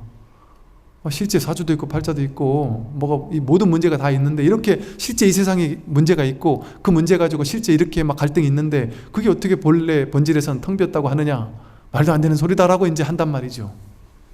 이렇게 둘로 나누는 게 지금 이 시대가 지금 그걸 실체화시켜가지고 세상이 지금 돌아가고 있다 보니까 그걸 진짜라고 여기는 세상이란 말이에요.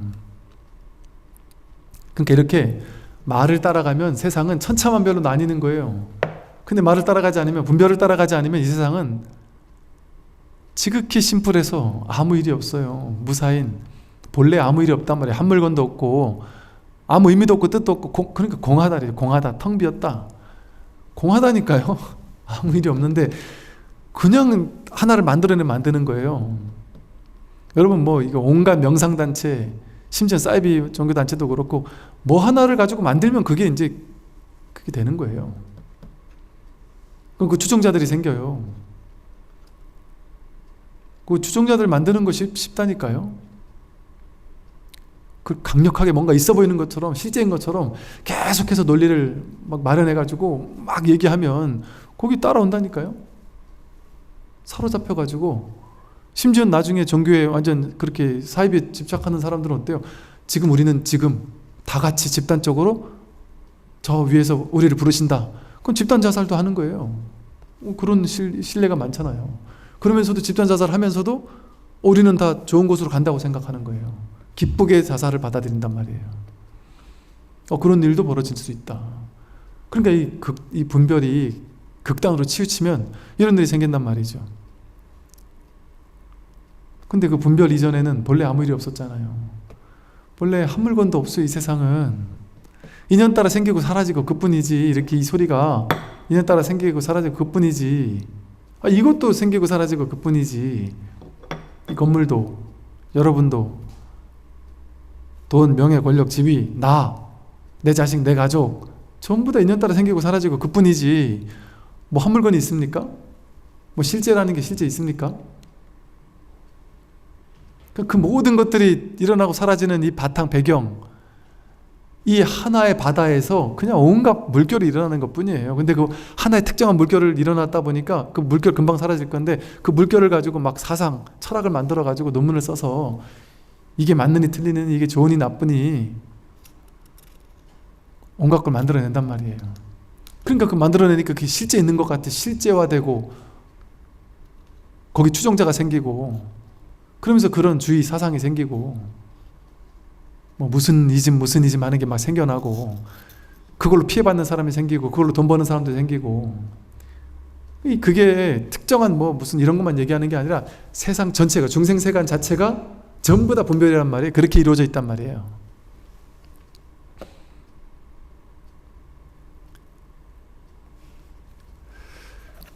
그래서 이 번뇌의 어두운 집 속에서 항상 지혜의 태양을 밝혀야 돼요. 말을 하면 수만 가지로 벌어지고, 분별을 하면 수만 가지로 벌어지지만, 이치의 개합하면 그냥 하나로 돌아가. 하나의 텅 빈, 그러니 이 번뇌의 어두운 집, 이 세상이라는 이 둘로 나뉘는, 무수히 많이 나뉘는 이 번뇌의 어두운 집 속에서 항상 지혜의 태양을 밝혀야 돼요. 삿된 것이 오면 번뇌가 오고, 바른 것이 오면 번뇌는 사라진다. 이 삿된 거, 분별망상이 삿된 거예요. 원죄, 하나님의 그 본래 아무 일 없던 그 동산에서 선악과를 따먹는, 선악을 분별하는, 둘로 나누는, 차별, 분별, 둘로 나뉘는, 그것이 시작된, 그게 원죄고 그게 근본 무명이거든요. 그 삿된 것이 시작되면서부터 번뇌가 시작되고, 고통이 시작되고, 괴로움이 시작되고, 그러나 그게 사라졌을 때, 그 분별망상이 사라지면, 바른 것이 오기만 하면, 바른 것은 본래 와 있어요. 번뇌는 사라진다. 분별망상의 실상을 깨닫기만 하면 번뇌는 사라지죠. 삿된 것과 바른 것을 모두 쓰지 않으면 청정한 무여 열반에 이르게 된다. 삿된 것이라는 분별이 생겨나니까 거기에 상대해서 바른 것도 생겨난 거예요. 본래 바른 것도 없어요. 삿된 것도 없고 그냥 이렇지. 부처 없어요. 깨달음 없습니다. 중생이라는 분별이 생겨나니까 거기에 응해서 부처가 나온 것이고요. 괴로움이라는 것을 분별이 생겨나니까 거기에서 괴로움의 소멸이라는 멸성제가, 해탈 열반이 나오는 거지. 괴로움이 없으면 괴로움의 해탈도 없어요. 중생이 없으면 부처도 없어요. 번뇌가 없으면 보리도 없습니다. 그러니까 문현법에 이르면 한 생각도 일으키지 않으면, 생각에 끌려가지 않으면, 본래 분별이 없으면 법이 드러난다 이러잖아요. 분별이 없으면 법이 드러난다도 방편에서 맞는 말이지만, 분별이 없으면 법도 사라지는 거예요. 본래 한 물건도 붙을 자리가 없단 말이에요. 그러니까 산은 산이고 물은 물이고 다 낱낱이 다 각자인 것 같아요. 이거 따로 저거 따로 다 따로따로인 것 같았는데, 공부하다 보니까 산은 산이 아니고 물은 물이 아니구나. 이게 다 따로따로인 것 같은데 전부 다 한 법이구나. 다 법이구나. 다 마음이구나. 다 불성이구나. 다 자성이구나. 삼라만상이 전부 다 그것이 아니고, 그게 산은 산이 아니고 물은 물이 아니구나. 다 이 한 법이고 다 법이구나. 그럼 나중에 깨닫고 보니까 다시 산은 산이고 물은 물이다. 법도 사라지는 거예요. 그냥 그뿐이지. 그냥 이게 다지.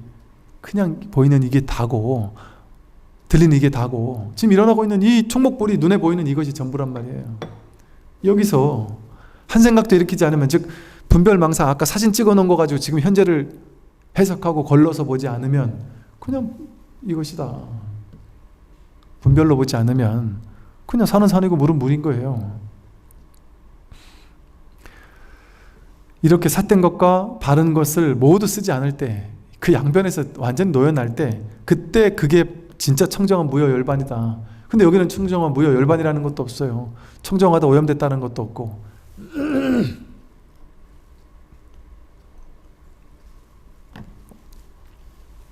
깨달음이 본래 자신의 본성인데 마음을 일으키면 곧바로 허망해진다. 여러분, 한 생각도 일으키지 않을 때, 기절하고 있거나 꿈도 꾸지 않는 깊은 잠에 빠졌을 때 신기하지 않나요? 모든 문제가 다 사라지잖아요. 아픈 사람이 아픈 게 있어요? 그때는 없어요. 자식이 막 사고 치는데 잠자는데 사고 치는 게 있어요? 없어요. 꿈도 없으면, 한 생각도 일으키지 않으면 모든 문제가 사라진다니까요. 근데 한 생각 일으킬 때 갑자기 내가 언젠가는 죽겠지? 내가 큰 병이 오면 어쩌지? 죽은 다음에 지옥 가면 어쩌지? 이러면 어쩌지 저러면 어쩌지 하는 생각이 일어날 때, 분별이 일어날 때 마음을 일으키면 곧바로 허망해지는 거예요. 본래 깨달음이 자신의 본성인데, 아무 일이 없는 게 자기 본성인데, 깨달음이 아니라니까요. 그냥 한 물건도 없는, 아무 일도 없는 거지. 본래 일이 없는 거지. 본래 일이 없는 것이 훌륭한 거지 깨닫는 게 훌륭한 게 아니에요. 깨닫는 거에 훌륭하다고 여기면 깨닫는 뭔가가 있잖아요. 법이 있잖아요. 근데 아무 일 없는 게 좋은 거예요. 선악 중에 선이 좋은 게 아니고 선도 없고 악도 없는 게 좋은 거예요. 인생이 막 잘 풀리는 게 좋은 게 아니에요. 잘 풀릴 것도 없고 안 풀릴 것도 없구나라는 거에 눈 뜨는 게 중요한 거지.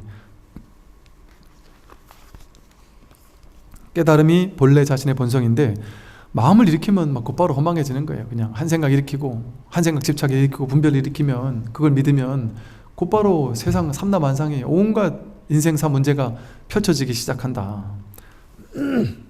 청정한 본바탕이, 본마음이 허망함 속에 있으니 바르기만 하면 세 가지 장애가 없다. 청정한 본마음이, 청정한 우리의 본래 마음이 이 허망한 중생세가 아니요 온갖 분별망상이라는 허망함 속에 이 청정한 본래 마음이 본래 갖추고 있다. 바르기만 하면, 내가 바르게 분별하지 않기만 하면 세 가지 장애가 없다. 뭐 세 가지 장애는 3장 해서 수행을 방해하는 세 가지 장애라 그래요. 그래서 번뇌장, 그러니까 탐진치 삼독심을 번뇌, 탐진치 삼독이라는 번뇌가라는 장애가 되는 게 번뇌장. 또 업장이라고 해서 뭐 10악업 등의 업을 지은 것이 장애가 된다. 그게 이제 업장이고, 그 다음 보장이라고 해서 삼악도 등의 그 업을 지은 거에 대한 과보로서 내가 공부하는데 방해가 될 수도 있겠죠, 당연히. 그게 이제 보장이라고 한다. 이게 세 가지 장애라래요. 근데 바르기만 하면, 분별하지만 않으면 이 세 가지 장애가 다 본래 없는 것이다. 세상 사람이 바르게 도를 닦으면 일체가 다 텅 비어 방해될 것이 없다. 바르게 도를 닦으면 이라는 표현을 썼지만 이 공부하는 게 도를 닦는 거죠. 법문을 듣는 게 공부하는 것이고, 이게 이제 중도를 수행하는 것이고, 이게 도를 닦는 거예요. 닦음 없이 닦는 거예요. 진짜 도 닦는 거는 도 닦는 것 같지가 않아요. 가짜로 도 닦는 거는 도 닦는 것 같아요. 왜? 모양이 있으니까, 성취가 있으니까. 야, 내가 오늘 108배 했다, 10,000배 했다, 오늘 숙제 다 했다. 아, 내가 신묘장구 대단하게 몇 독을 했다, 해 마쳤다. 내가 오늘 1시간 자선했다. 오늘 목표 1시간 자선, 1시간 연불, 1시간 독경, 1시간 윗바사나 쭉 정해놓고, 아, 나 오늘 이거 다 했다. 성취감이 있단 말이에요. 뭔가 한 느낌이 든단 말이에요. 내가 50만 독을 목표로 다란이를 독성한다. 그럼 내가 10만 독 했구나. 5분의 1 했네. 이제 5분의 4만 더 하면 되네. 그 모양이 있잖아요. 못한 게 있고 한 게 있고, 이만큼 한 게 있고 저만큼 한 게 있고, 가까이 가는 게 있고 못 가는 게 있고, 여기서 저기로 가는 목표가 정해놓고 이쪽에서 저쪽으로 가는, 많이 갔냐 못 갔냐라는 모양이 있잖아요. 그게 중도냔 말이에요. 그게 어떻게 수행이겠어요? 그는 진짜 중도 수행이라고 할 수가 없다. 이 공부는 모양이 없는 수행이란 말이에요. 모양이 없는. 그러니까 무상송이라고 아까 써놨죠. 무상, 상이 없단 말이에요. 상이 없는 개송이란 말이에요. 상이 없는 게 진짜 공부거든요. 내가 공부를 진짜 하는 사람은 내가 공부하는지 안 하는지 몰라요. 내가 옛날에 기도, 연불, 독성 막 많이 했는데 요즘에 갑자기 그거 다 끊고 요즘엔 그냥 법문만 듣습니다. 아침에 일어나면 자꾸 나도 모르게 그냥 자꾸 법문만 찾아 듣게 된다. 그냥 온통 꽉 막혀가지고 막 답답해 죽겠다. 어떨 때는 막 눈물이 펑펑 난다.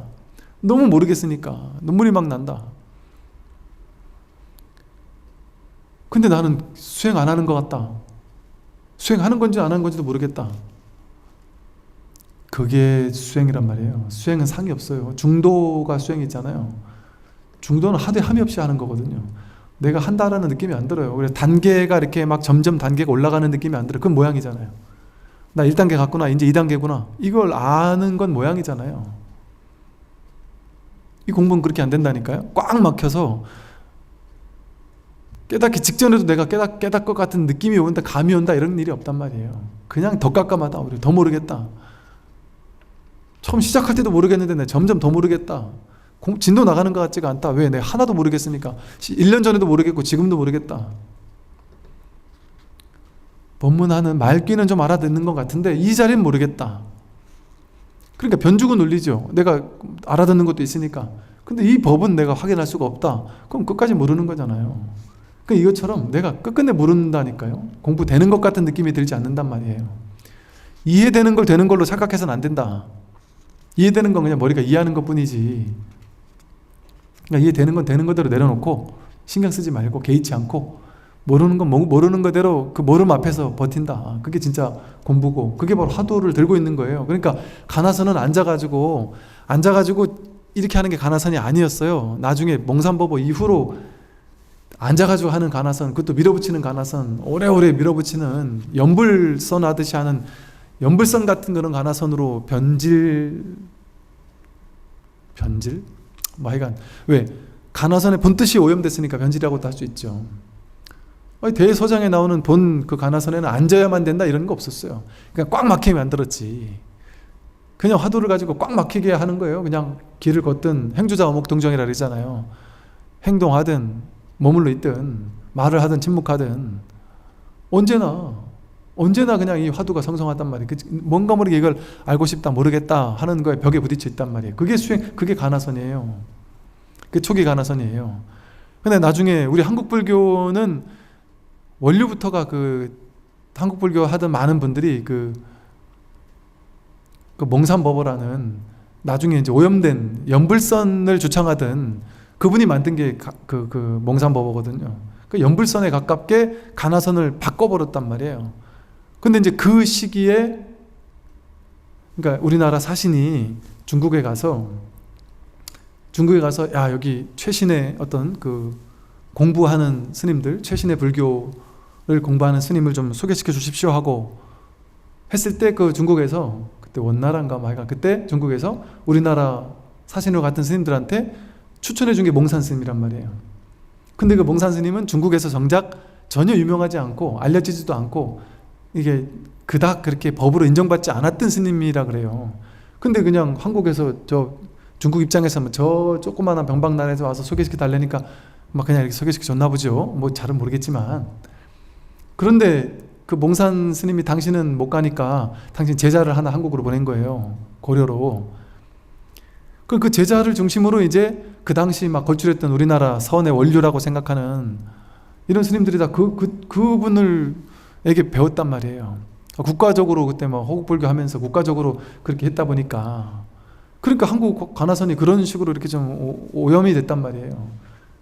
그러니까 막 유의조작으로 막 밀어붙여야 되고 그때부터 이제 앉아서 가나선을 밀어붙여야 되는 것 같은 그런 이제 유의조작의 선으로 이렇게 좀 바뀌기 시작했단 말이죠. 근데 이제 대해의 가나선은 그렇게 하는 게 아니었어요. 앉아서 막 밀어붙여야 된다 이런 게 없었단 말이에요. 하는데 하는 줄 모르는 거예요. 근데 이게 가장 자연스러운 게 뭐겠어요?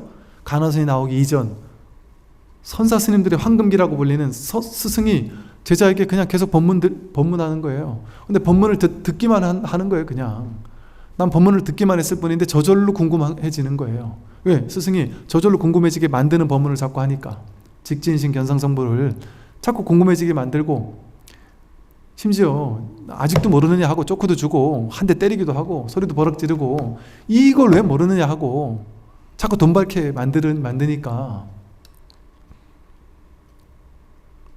그러니까 저절로 공부가 되지 않을 수가 없는 거예요. 그러니까 저절로 법문 듣다 그냥 깨어나는 거예요. 그걸 중도 수행이라고 해요. 하되 함이 없는 수행이죠. 한 게 아무것도 없어요. 유의 조작이 아무것도 없잖아요. 근데 그냥 법문이 끌려서 듣기 시작했고, 자꾸 듣고 싶으니까 듣기 여기 유의 조작이 있습니까? 무의 자연. 그냥 자연스럽게 듣기 시작하는 거예요. 그러니까 이걸 억지로 하는 사람은 그렇게 굳이 할 필요 없다. 자연스럽게 시절 인연에 대해서 자연스럽게 그냥 법문 듣게 되고, 아니 저 뭐 파준이 서울에서 매주 부산에 법문을 들으러 오는 분들이 계시는데 누가 시켜서 그렇게 오겠습니까? 힘들게? 그냥 되게 자연스러운 거예요. 본인한테는 그게 그냥 되게 자연스럽게 공부가 진행된단 말이에요. 억지로 막 해야 되는데 그렇게 자연스럽게 공부가 되도록 그냥 법문을 계속 그렇게 시켜준단 말이에요. 이게 떠먹여 준단 말이에요. 법문을 통해서 꿀꺽 삼키지 않으면 안 되게 그냥 입에, 심지어는 막 씹어가지고 입에 넣어서 그냥 꿀꺽 삼킬 수 있도록 해주니까 마지막 그냥 이렇게 법문 듣고 있다 꿀꺽 삼키기만, 문득 삼키기만 하면 되는데, 근데 이제 가나선을 유의 조작을 하는 가나선은 내가 궁금하지도 않은데 이먹고가 돈발이 돼야 되고, 뜰 앞에 잣나무 해가지고 이게 막 여기서 막 의심이 한 덩어리로 뭉쳐야 된다는데 뜰 앞에 잣나무가 왜 의심으로 뭉쳐야 되는지도 모르겠는데 어떻게 그 뜰 앞에 잣나무가 화두가 의단 동로가 되겠어요. 그것도 나중에 나온 말이에요. 막 의단이 하나로 이렇게 딱 뭉쳐야 된다 이런 말. 이게 나중에 오염된 가나선에서 나온 말이거든요. 그러니까 이 초기 가나선은 철저한 이 조사선이 법문 듣다 깨닫는 무위법에 거기 근간을 두고 있는 거거든요. 근데 이제 이게 오염되니까 나중에 막 앉아서 좌선으로 밀어붙여야 된다고 생각하는 것으로 오염된 것일 뿐이죠. 그래서 여기 나오는 것처럼 보세요.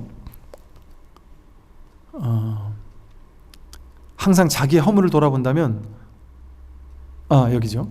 세상 사람이 바르게 도를 닦으면 중도로서 애쓰지 않고 유의 조작하지 않고 진짜 중도 수행을 해서 바르게 도를 닦으면 그 중도 아니에요. 중도를 바르게 닦으면 일체가 다 텅 비어 방해될 것이 없다.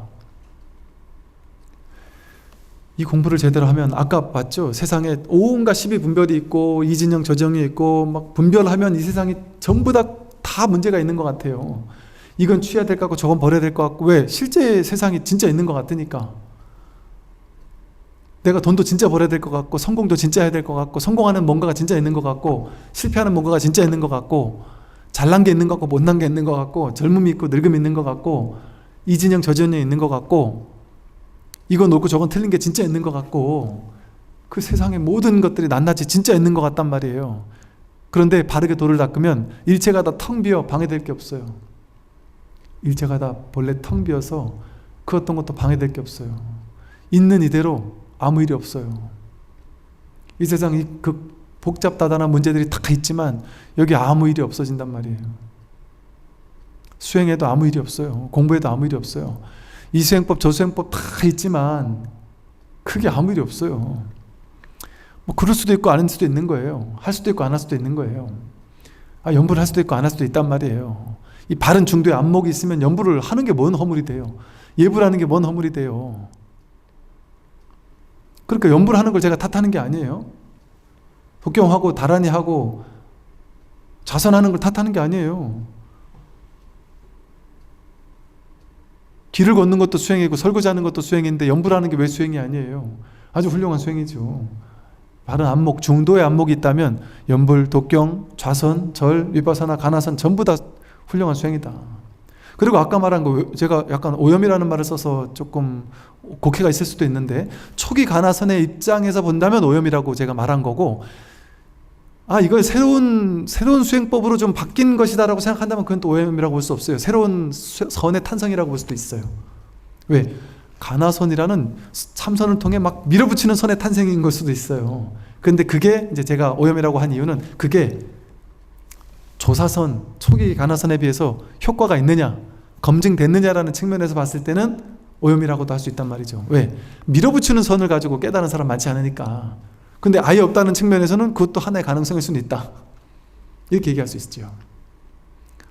왜 그럴까요? 밀어붙이는 수행에서도 죽도록 밀어붙이다가 100%까지 밀어붙이다가 죽을 때까지 밀어붙이다가 밀어붙이다 보면 스스로 밀어붙임이 포기가 되는 순간이 있단 말이에요. 도저히 더 이상 밀어붙일 수가 없는 순간에 완전히 포기가 될 때 그때 깨닫는 그 일이 있단 말이에요. 부처님의 깨달음도 그런 식이에요. 수정주의, 고행주의 6년 동안 밀어붙이다가 그 모든 고행주의자들이 했던 것보다 더 많이 밀어붙인 게 부처님이거든요. 끝까지 백가죽이 등까지 붙을 정도로 고행주의를 끝까지 밀어붙이다가 그냥 거기서 탁 포기가 돼버린 거예요. 그때 그냥 간단히 깨어났단 말이에요. 7일 만에. 그렇게 밀어붙이다가 깨어날 수 있는 가능성도 없다고는 할 수 없단 말이에요. 근데 부처님은 스스로 그렇게 하고 나서 너희들도 이렇게 해라 그럼 깨닫는다 밀어붙여라 이랬습니까? 난 이렇게 해서 깨달았는데 이게 잘못된 거였더라 이거 하지 마라. 그게 중도거든요. 그러니까 나는 실수했지만 너희는 실수하지 마라고 얘기한 게 중도인데 그걸 수행법으로 만들어서 다시 할 필요가 굳이 있느냐 말이죠. 그런 면에서 제가 유의 조작하는 가나서는 좀 오염된 게 아니냐라고 말하기도 했단 말이죠. 근데 뭐 그것도 또 하나의 방법일 수 있으니까 그렇게 깨어나는 것도 영 없는 건 아니니까 그것도 또 뭐 그런 측면에서는 또 무조건 또 아니라고 할 수도 없는 측면도 있다 맞잖아요. 있을 수 있단 말이죠. 그러니 막 또 그렇게 하는 분들은 그렇게 하는 나름대로 응원하는 거죠. 그러나 이제 제가 설법할 때는 이 공부를 믿음을 가지고 들으시는 분이구나라는 내가 믿음이 있으니까 또 그런 것 때문에 잠깐 헷갈리는 분들이 계실 수 있으니까 이 입장에서 제가 공부하고 있는 이 조사선, 이 선, 또 초기 석가모니 부처님의 법, 이 입장에서 얘기하는 거예요. 그러니까 이 입장에 믿음을 심어주기 위해서 이 입장을 중심으로 얘기하는 거예요. 그러니까 이것이 맞다라는 측면으로 자꾸 얘기하는 것 뿐이에요. 그러니까 이걸 믿음이 없는 사람 입장에서는 저 스님 얘기도 그냥 그 얘기구나 그렇게 볼 수도 있는 거죠. 그건 자신의 안목인 거예요. 그걸 누가 뭐라 할 수 없는 거다.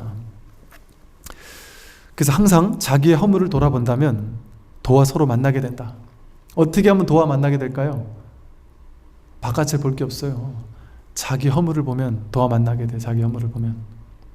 여기부터 이제 다음 시간에 하도록 하겠습니다. 네, 수고 많으셨습니다. 수고 많으십시오.